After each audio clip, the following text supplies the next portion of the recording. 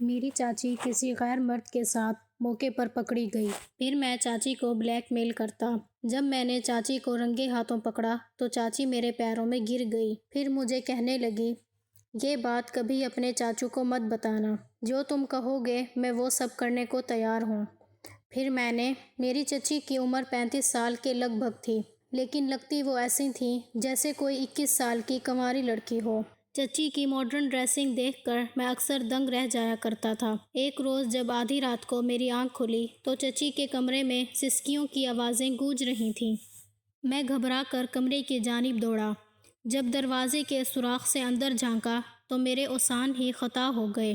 چچی غیر مرد کے ساتھ وہ سب کرنے میں مصروف تھی جو انہیں نہیں کرنا چاہیے تھا۔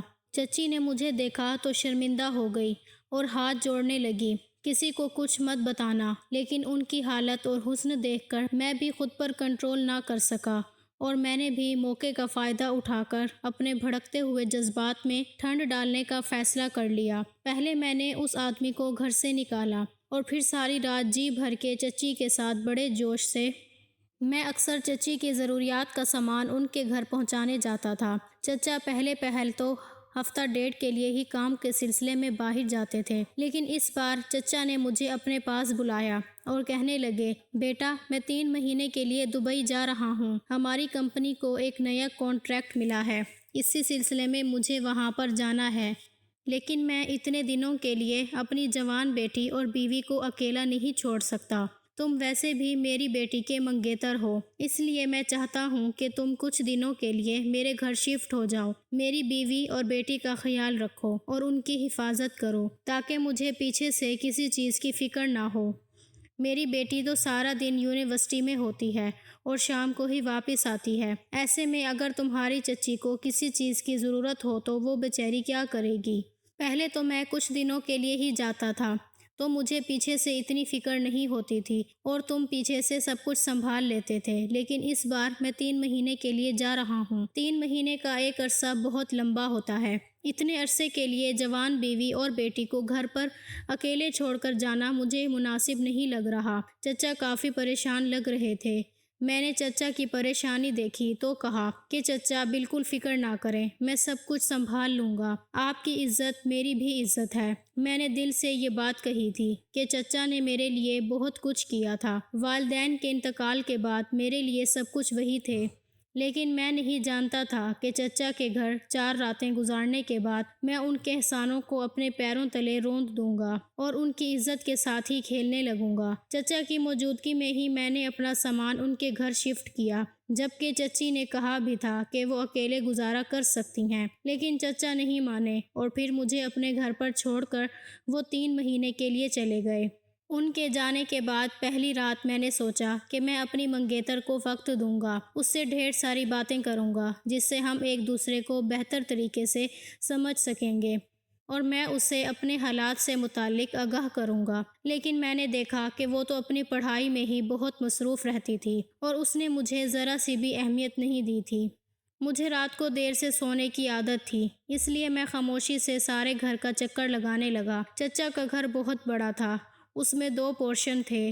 یوں ہی گھومتے گھومتے میں اوپر والے پورشن پر پہنچ گیا جو اکثر بند رہتا تھا، لیکن یہ دیکھ کر میں حیران رہ گیا کہ اوپر والے پورشن کے ایک کمرے کی لائٹ جل رہی تھی اور جیسے ہی میں اس کمرے کے قریب پہنچا تو دروازے کے قریب سے مجھے اندر کا منظر دکھائی دینے لگا۔ میری چچی نے بلیک نائٹی پہنی ہوئی تھی، وہ پوری طرح تیار ہو رہی تھیں، وہ کسی حسن کی ملکہ سے کم نہیں لگ رہی تھیں۔ پہلی بار میں نے چچی کو اس حالت میں دیکھا تھا، لیکن اب مجھے احساس ہو رہا تھا کہ میری چچی ایک جوان عورت ہے، وہ تو اپنی بیٹی سے بھی زیادہ جوان اور حسین لگتی تھی۔ میں نے سر سے پاؤں تک چچی کو دیکھا تو میرا دل ہچکولے کھانے لگا، لیکن پھر اگلے ہی منظر نے میرے ہوش اڑا دیے، کیونکہ چچی کسی اور کی باہوں میں تھی، وہ کسی اور کے ساتھ اپنی محبت کا اظہار کر رہی تھی اور اس شخص نے چچی کو اپنی باہوں میں جکڑ کر بستر پر گرا دیا تھا۔ اس منظر نے تو جیسے میرے قدموں تلے سے زمین ہی نکال دی۔ مجھے یقین نہیں ہو رہا تھا کہ چچا کے پیچھے میری چچی کسی اور مرد کے ساتھ یوں ہوں گی۔ میں نے خاموشی سے اس سارے دل فریب منظر کو اپنے فون میں ریکارڈ کر لیا اور پھر جب صبح کے وقت چچی اس کمرے سے باہر نکلی تو میں نے مسکرا کر انہیں دیکھا۔ مجھے دیکھتے ہی ان کے ہوش اڑ گئے۔ وہ جھجکتے ہوئے بولی، تم یہاں کیا کر رہے ہو؟ میں نے اپنے فون کی اسکرین پر ریکارڈ شدہ مناظر ان کے سامنے کیے تو چچی کے پسینے چھوٹ پڑے۔ چچی بہت سہم چکی تھیں۔ خوف کے مارے وہ مجھے کچھ بھی بول نہ سکیں۔ میں بے خوف ہو کر ان کے قریب ہوا اور چچی سے کہا کہ اچھا، مجھے اب سمجھ آئی ہے کہ آپ کس لیے مجھے اپنے گھر میں نہیں رکھنا چاہتی تھیں، کیونکہ میری موجودگی میں آپ آسانی سے اپنی راتوں کو حسین نہیں بنا سکتی تھیں۔ افسوس، آپ تو بہت ہی منفی کردار کی مالک نکلی۔ میرے چچا نے آپ کو عزت اور احترام سے اس گھر میں جگہ دی تھی، مگر آپ نے بدلے میں کیا کیا؟ اسی میرے چچا کی پیٹھ میں چھرا گھونپ دیا۔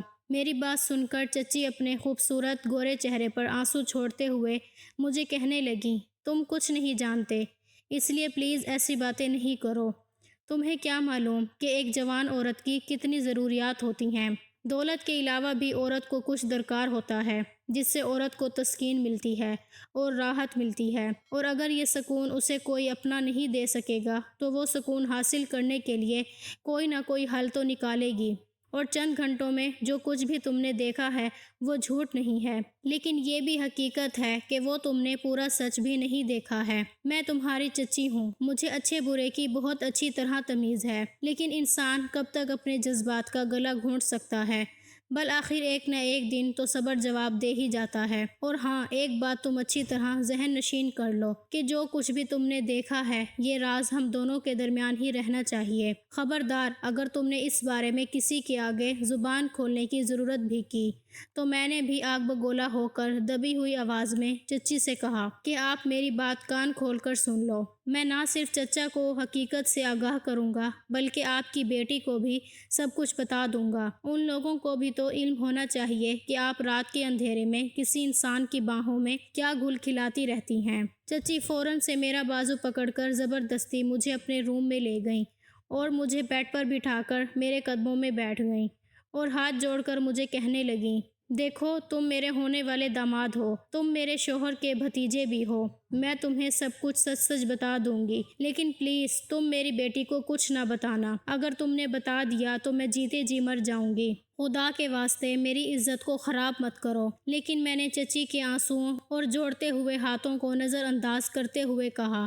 کہ مجھے آپ کے رونے بلکنے سے کوئی فرق نہیں پڑنے والا، لیکن ہاں، البتہ ایک ہی صورت ہے جس کے ذریعے میں آپ کے راز کو راز رکھ سکتا ہوں۔ چچی نے دھیمے لہجے میں پوچھا، بولو، وہ کیا ہے؟ میں نے کہا کہ اگر آپ میری ڈیمانڈ کے سامنے سر جھکا لیں اور جس خواہش کا میں آپ کے سامنے اظہار کروں، اور اگر آپ میری وہ خواہش پوری کر دیں تو تب ہی میں آپ کے راز کو اپنے سینے میں